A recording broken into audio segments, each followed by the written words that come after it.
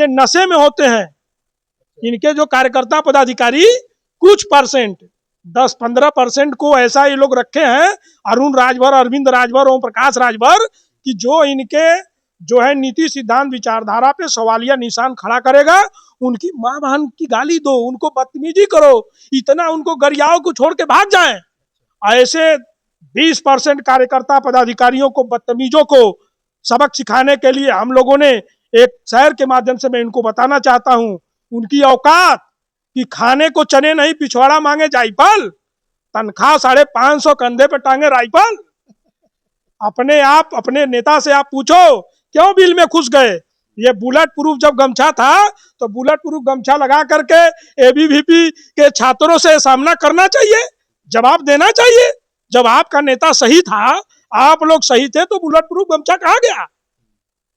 नमस्कार, आप देख रहे हैं काशी उजाला न्यूज। ओम प्रकाश राजभर कहते थे कि हमसे बड़ा गुंडा कोई नहीं है, और यही आदित्यनाथ योगी जो उत्तर प्रदेश के सीएम हैं, उनको घंटा बजवाने के लिए बात करते थे। यादवों को कहते थे कि उनकी बुद्धि 12 बजे खुलती है।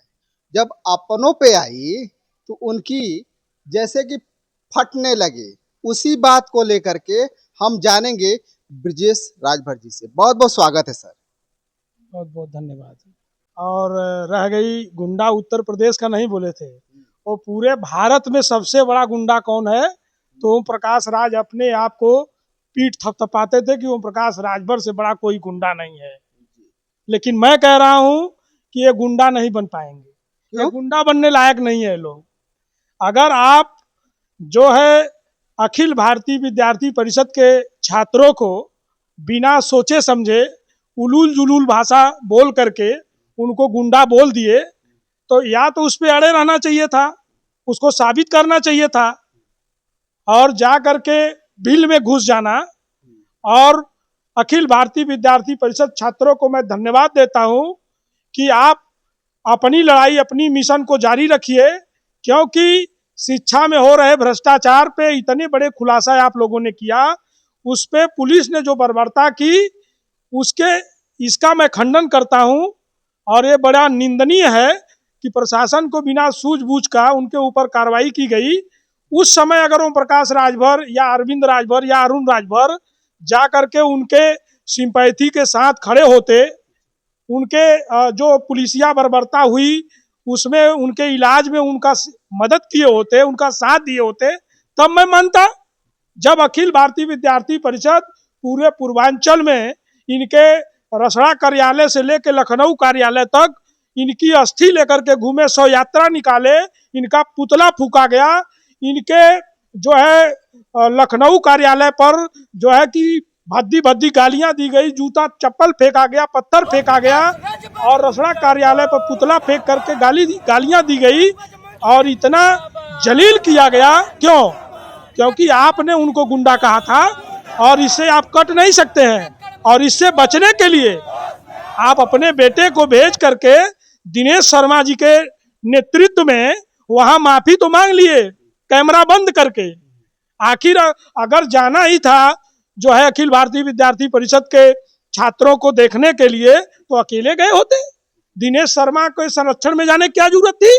इसका मतलब कि आप लोगों ने माफी मांगा बंद कैमरे में, और मांग करके वहां घुटना टेक करके आ गए।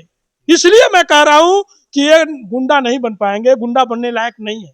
अरुण राजभर जी तो कहते हैं कि हमारे पिताजी ऐसी क्या बात कर दिए कि जो अखिल भारतीय विद्यार्थी परिषद के जो छात्र थे वो लोग हमारे घर पे टूट पड़े। ऐसा क्या बात थी? ऐसी बात तो बोले ही नहीं थे। ये भारतीय जनता पार्टी है, ये 20 साल का बदला ना आपसे। इसके पहले आप कितनी गालियां दिए हैं, कितनी माँ बहन किए हैं, मंचों से माँ बहन की गालियां दिए हैं, भाजपा के कार्यकर्ताओं पदाधिकारियों को गाली दिए हैं, मुख्यमंत्री और प्रधानमंत्री की माँ बहन किए हैं।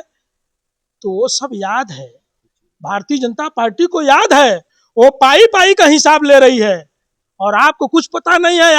आपको नशा सवार है कैबिनेट मंत्रालय का, आपसे हिसाब बहराइच में लिया गया, राजभर न लिखवा करके आपको बेइज्जत किया गया। महाराजा सुहेलदेव राजभर जी का स्वाभिमान आप बेच करके चले आए, कुछ नहीं बचा है।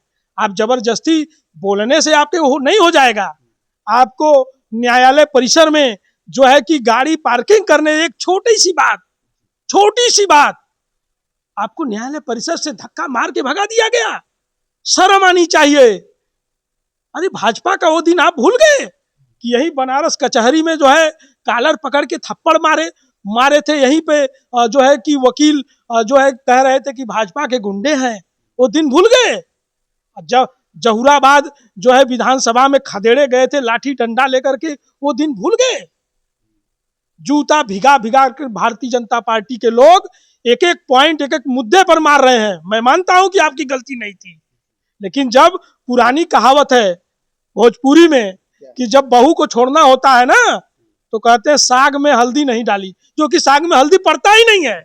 इस बात को क्यों नहीं समझ रहे हो आप? भाजपा आपसे पाई पाई का हिसाब ले रही है और आप हिसाब दे रहे हो। किसी जमाने में ओम प्रकाश राजभर कहते थे कि जो भारतीय जनता पार्टी में राजभर समाज, पिछड़े समाज के नेता वो लोडर है, वो मोदी योगी का जूता साफ करते हैं। हमको तो लग रहा है कि मोजा भी साफ कर रहे होंगे, इनका बरस मंजन भी साफ कर रहे होंगे। इनका क्या क्या आप साफ कर रहे हो, क्या क्या दिन देखना होगा। यही घोसी के चुनाव में नाक रगड़वाई गई, घुटनों पे लाया गया, और निहुरो और झुको, यही ब्रजेश पाठक डिप्टी सीएम ने कहा।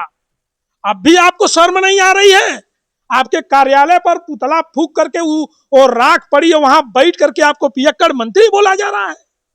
अब भी आपकी आंख नहीं खुल रही है। आपके कार्यकर्ता अपने ही लोगों को भला बुरा कह रहे हैं। हम लोगों ने क्या बिगाड़ा है?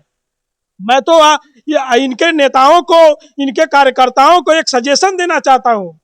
एक कहावत है, किसी ने कहा है कि इनके कार्यकर्ताओं को सूझबूझ नहीं है, पढ़े लिखे लोग नहीं, जब ये नशे में होते हैं। इनके जो कार्यकर्ता पदाधिकारी कुछ परसेंट, 10-15% को ऐसा ये लोग रखे हैं, अरुण राजभर, अरविंद राजभर, ओम प्रकाश राजभर, कि जो इनके जो है नीति सिद्धांत विचारधारा पे सवालिया निशान खड़ा करेगा। उनकी माँ बहन की गाली दो, उनको बदतमीजी करो, इतना उनको गरियाओं को छोड़ के भाग जाएं। ऐसे 20% कार्यकर्ता पदाधिकारियों को, बदतमीजों को सबक सिखाने के लिए हम लोगों ने एक शहर के माध्यम से मैं इनको बताना चाहता हूं, उनकी औकात कि खाने को चने नहीं पिछवाड़ा मांगे जायफल, तनख्वाह 550 कंधे पे टांगे राइफल। अपने नेता से आप पूछो क्यों बिल में घुस गए। ये बुलेट प्रूफ जब गमछा था तो बुलेट प्रूफ गमछा लगा करके एबीवीपी के छात्रों से सामना करना चाहिए, जवाब देना चाहिए। जब आपका नेता सही था, आप लोग सही थे, तो बुलेट प्रूफ गमछा कहाँ गया? बुलेट प्रूफ गमछा को ना गाड़ी पोंछने के लिए रख दो। अब उसकी हैसियत खत्म, उसकी औकात खत्म। आप लोग चलो, धान 2 महीने बाद कटनी लगेगी, धान की कटाई करो, मनरेगा में काम करो, और नेता कुछ करने वाले नहीं है। नेता तो अपना आरक्षण पा लिए, अपनी हिस्सेदारी पा लिए, अधिकार पा लिए। उनका बेटा सांसदी लड़ लिया, विधायकी लड़ लिया, जो है कि बिना कुछ पद पे प्रोटोकॉल में चल रहे हैं, वीआईपी लग्जरी गाड़ियां, 10,000 करोड़ का प्लेटफॉर्म बन गया। अब उनको क्या कमी है? आप अपना देखो, जाओ लोन लो, मछली पालन करो, बकरी पालन करो, साइकिल चलाओ। वही सिखा रहे थे ना, यहाँ नौटंकी चल रही थी। एक खौदा बनारस में घटना यही ओवर एक्टिंग करने में तो हुआ है, यही ओवर एक्टिंग कर रहे थे। अरे साइकिल कौन नहीं चला लेता है, ऑटो रिक्शा कौन नहीं चला लेता? पूरी दुनिया जानती है कि सड़क छाप आदमी हो और आपको समाज ने हाथ पे रख करके हथेली पर चंदा दे दे करके आपको वहां समाज ने पहुंचाया। पूरी दुनिया जानती है। ये सड़क छाप आदमी को आज 10,000 करोड़ का प्लेटफॉर्म बनाया। आपने अधिकार, आरक्षण, हिस्सेदारी तो पा लिया, लेकिन समाज को क्या दिया?